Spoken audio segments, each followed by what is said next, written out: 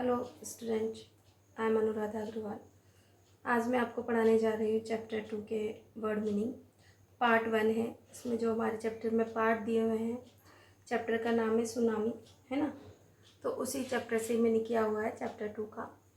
तो यहाँ पर सबसे पहला जो मीनिंग है वो है आर्कीपेलगो। क्या पढ़ते हैं? आर्कीपेलगो। इसका मतलब क्या है? ग्रुप ऑफ मेनी आइलैंड, मतलब बहुत सारे द्वीपों का एक समूह होता है। एंड सराउंडिंग सी, जो कि चारों तरफ समुद्र से ढका होता है, जिसे हम क्या कहते हैं? द्वीप समूह।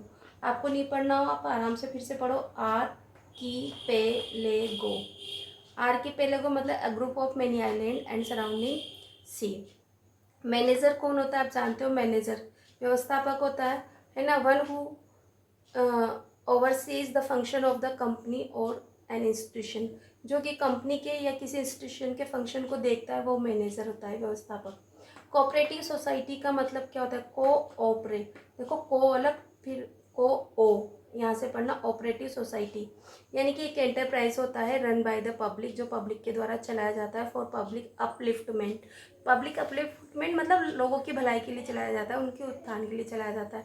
तो ऐसे एंटरप्राइजेस होते हैं जो पब्लिक के द्वारा रन किए जाते हैं फॉर पब्लिक अपलिफ्टमेंट, उसे कोऑपरेटिव सोसाइटी यानी कि हिंदी में सहकारी संस्था हम कहते हैं।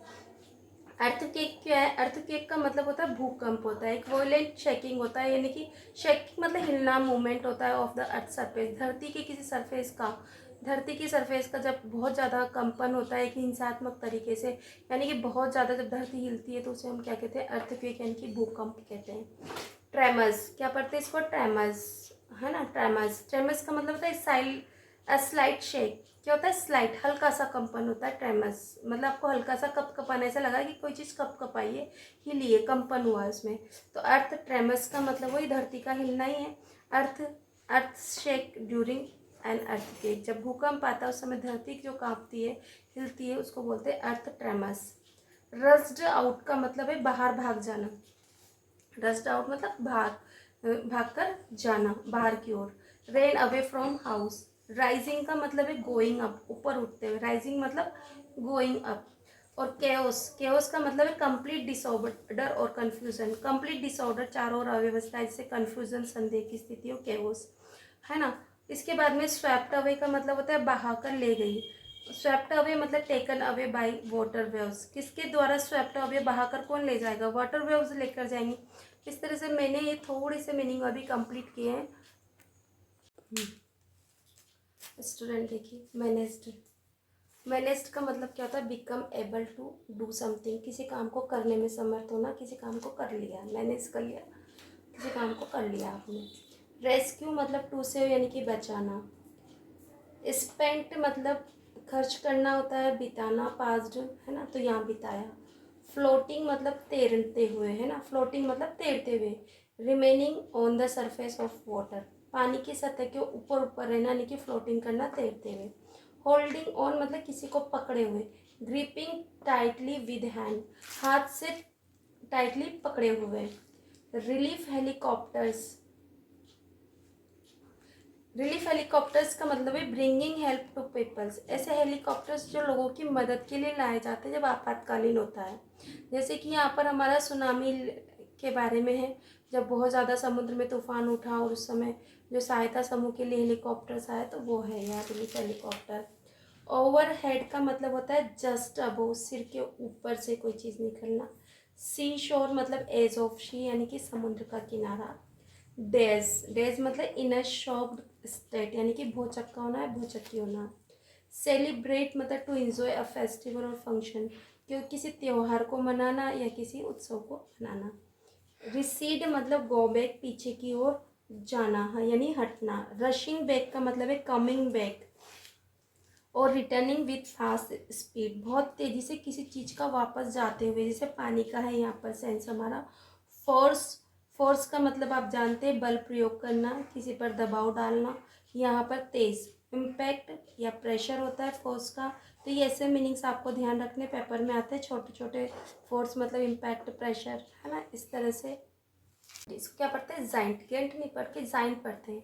यहाँ जाइंट वैसे तो देखते हो तो आपको पता है ना, कोई बुरा व्यक्ति होता है ना, देखते दुष्ट व्यक्ति, जाइंट, है ना। यहाँ पर है वेरी लार्ज, विशाल। क्लिंगिंग, क्लिंगिंग मतलब होता है चिपकते हुए, है ना। होल्डिंग फास्ट, बहुत तेज़ी से पकड़ना। क्लोजली टू समथिंग, बहुत ही नज़दीकी से किसी को बहुत तेज़ी से अपने हाथों से इस तरह से पकड़ लेना। कॉलिंग आउट, कॉलिंग आउट का मतलब होता है शाउटिंग लाउडली, बहुत तेज़ी से आप किसी को पुकारते हो चिल्लाकर, तो calling out, shouting loudly. Uprooted का मतलब होता है उखाड़ देना, किसी चीज़ को उखाड़ देना, जैसे बड़े बड़े पेड़ उखड़ जाते हैं अपनी ज़मीन से, धरती से निकल जाते हैं। Removed took out from the ground, removed हटा दिया जाता है किसी चीज़ को, या फिर took out from the ground, ज़मीन से बाहर निकालना। रस्ड अवे, रस्ड अवे मतलब टेकन अवे विद वाटर, बहाकर ले गई, क्या है यहाँ पर, बहाकर ले गई। थोड़ा सा पेन नहीं चल रहा बेटा। लॉग, लॉग मतलब होता है लट्ठा। थिक वुडन पीस और ट्री ट्रंक, बहुत मोटा सा लकड़ी का कोई टुकड़ा होता है या पेड़ का तना होता है, उसे बोलते हैं लट्ठा। क्लाइम्ड, क्लाइम्ड का मतलब इस तो चढ़ना होता है किसी चीज़ से, क्लाइम्ड ऑन, चढ़ना। गोट ऑन का मतलब भी चढ़ना, है ना, तो सेकंड फॉर्म में तो चढ़ गई। मूव्ड टूवर्ड्स मतलब चढ़ गई, यानी कि किसी की तरफ चल जाना है, चढ़ जाना यहाँ पर है। फेंटेड, फेंटेड मतलब बेहोश हो जाना है। बिकम अनकॉन्शियस, बिकेम अनकॉन्शियस, बेहोश हो गई। इंसिडेंट मतलब घटना। अफेक्ट ऑफ समथिंग, कोई चीज़ है, किसी चीज़ का affect of something, happening occurrence, कोई घटना घटित होना, है ना, affect of something, happening occurrence. क्या पढ़ेंगे इसको, अकरेंस यानी घटना। ट्रोमेटाइज, स्पेलिंग मिस्टेक होगी बेटा, टी ट्रो,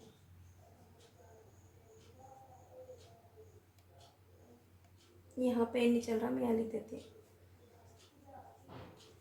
ट्रोमेटाइज्ड, है ना। वहाँ से कि पता नहीं कोई प्रॉब्लम है, चल नहीं रहा, चल गया। ट्रोमेटाइज्ड, है ना। ट्रोमेटाइज्ड मतलब डीपली शॉक्ड एंड डिस्ट्रेस्ड, क्या पढ़ेंगे, डिस्ट्रेस्ड। ट्रोमेटाइज्ड, डीपली शॉक्ड, बहुत ज़्यादा दिल के अंदर की गहराइयों से आप शॉक्ड हो, सदमे में आ रहे हो, डिस्ट्रेस हो रहे हो, तो इसे क्या बोलते हैं, हमें ट्रोमेटाइज्ड। इस तरह से आज हमने पार्ट 1 के जितने भी वर्ड मीनिंग थे, जो मुझे सबसे ज़्यादा टफ लगे, वो मैंने आपको करवाए हैं। वर्ड मीनिंग तो बहुत सारे हैं, बट जब मैं चैप्टर कराऊंगी तो उसके बीच में बहुत सारे वर्ड मीनिंग आपको करवा दूंगी।